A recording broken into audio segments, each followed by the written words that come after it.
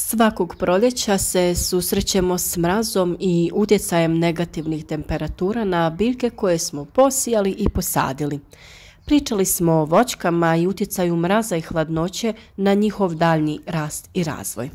Danas ćemo pričati o našim presadnicama povrća i cvijeća koji su ovih dana također u tako reći stresnom periodu.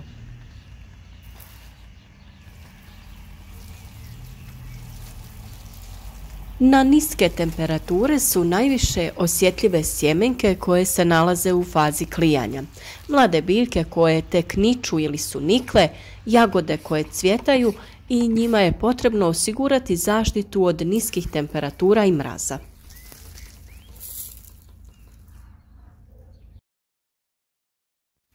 Stres za biljke, to jest svojevrstan šok, su ove nadasve velike oscilacije u temperaturama.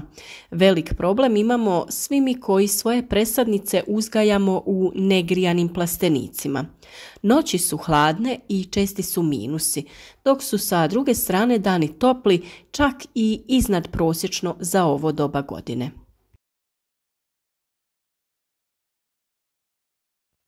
Sve se to vrlo loše odražava na naše biljke. Dnevna temperatura iznad 20 stepeni, koja je u plasteniku dosta i višlja. Iako se prozračuje i otvara, temperature u plasteniku danju dosežu i 30 stepeni.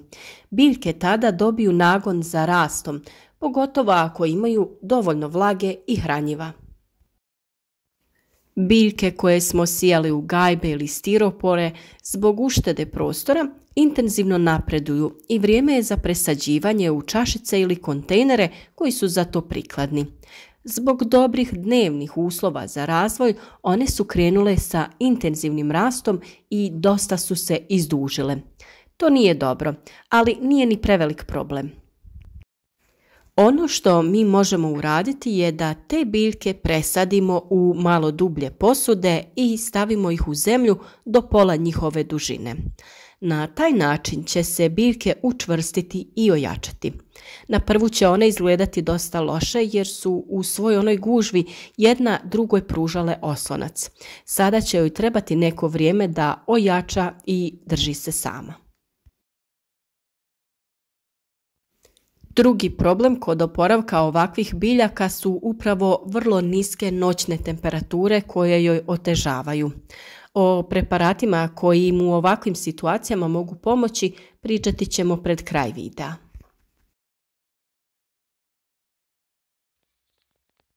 Jagode koje se uzgajaju na otvorenom su sada u fazi cvjetanja i vrlo su osjetljive na mraz i niske temperature. Toplina ih je potaknula na razvoj, a i naš nedavni postupak šišanja ih je potaknuo na aktivnu vegetaciju.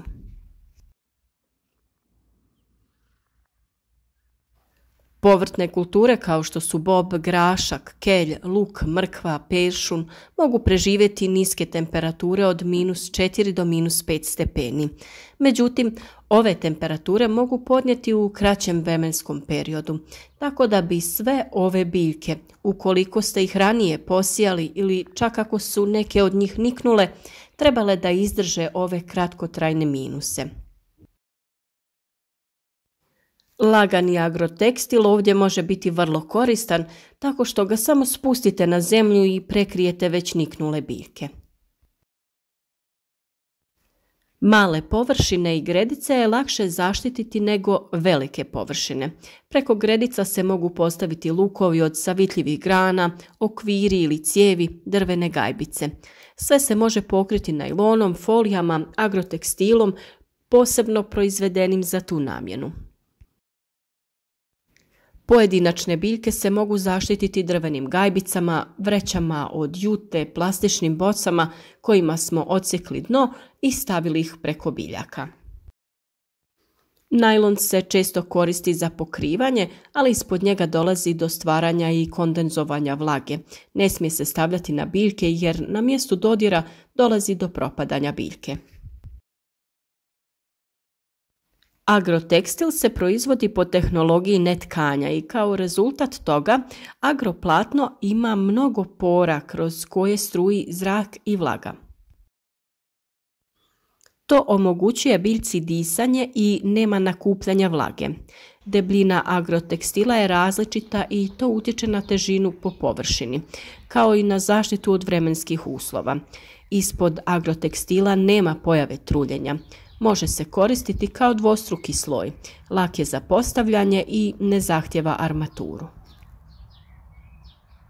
Mi smo svoje biljke u plasteniku dodatno zaštitili agrotekstilom.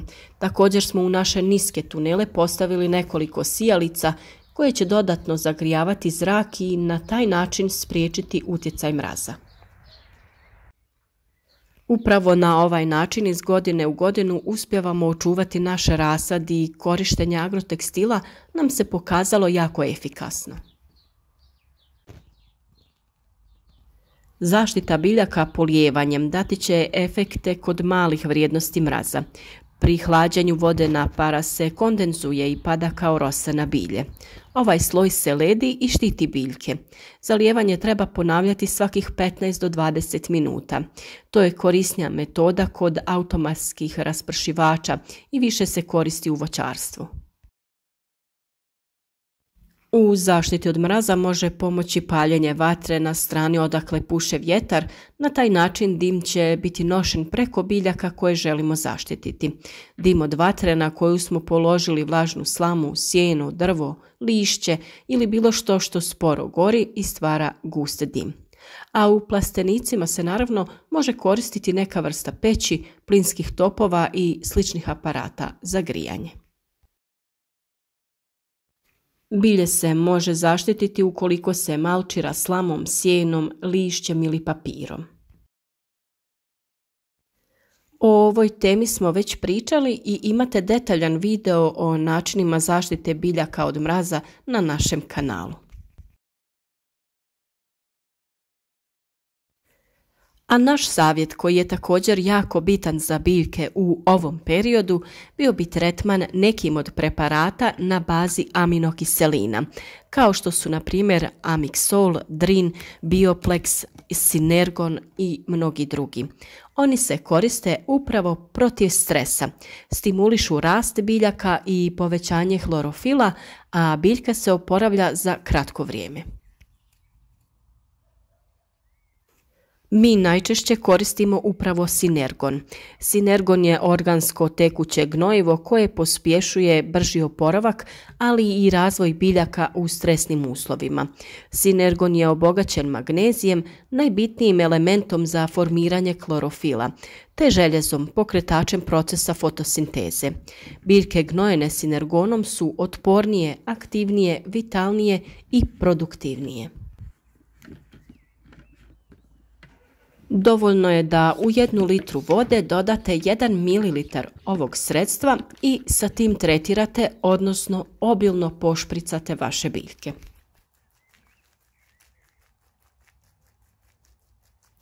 Ovo su izazovna vremena za sve uzgajivače kako voća, tako i povrća.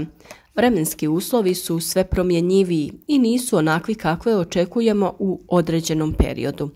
Pomjera se vrijeme sjetve na otvorenom zbog hladnog proljeća. Vruća ljeta su izazov za uspješno održavanje biljaka, a suše i ljetne jake kiše, pa čak i grad, također čine velike štete.